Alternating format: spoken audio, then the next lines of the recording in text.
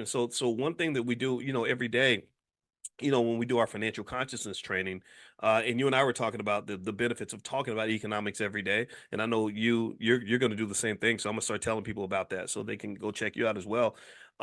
Is one thing about consciousness that people miss is consciousness isn't just about understanding what's in front of you; it's about understanding the what ifs, or like Right. playing out all the scenarios. And I don't know if we're really encouraged to really do that because if we did that, if we played out all the possibilities, like, okay, what if this happens? What if that happens? What if this happens? What if that happens? And we're more strategic in that way, we would be more proactive in our actions. And I don't think we have a society that encourages us to be proactive. We have a society that is okay with us just simply being reactive.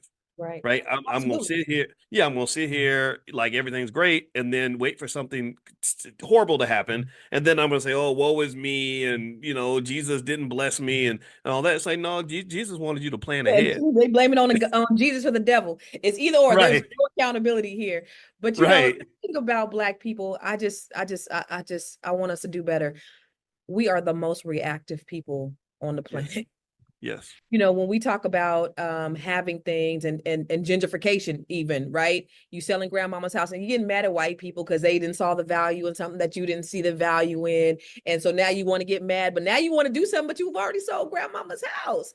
So it's Mhm. just like we gotta be more proactive about wealth, about money, about finances, about legacy building. We got Google is your best friend. I did a Yes. TED talk. It's called Google That Google Shit. that shit. Google it. BTS.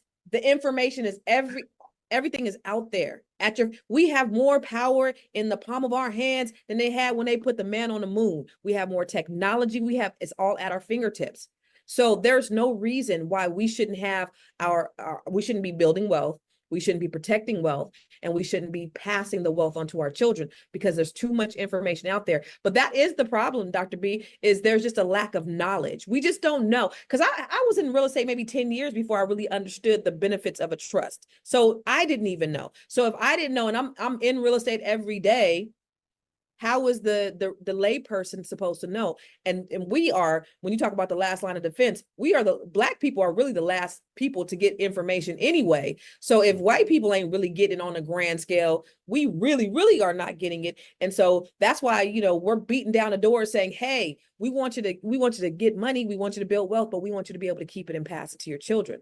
That's Yeah. also important because that's the reason why we do it. It's the reason why I get up every day and do what I'm doing is because I got them 4 badass kids that cost me, I got 2 in college and I got to pay for them suckers. So I need to make And sure and that they all look just like you, by the way. you think so? Yeah, they all your little clones. But I have to, we gotta do better for our children. Somebody asked, what if I just transfer the property into my name or into someone else's name? Is that sufficient enough? And no, it's not, because what if you die? Because living trust can be somewhat expensive. Some of them can be. You could do a transfer on deed death. That means if you die, the deed transfers to whoever you want it to transfer to. So it's in your name, but it transfers to them. That way it won't go into probate. But what happens if they die first? And you're Mm-hmm. right back at that same scenario.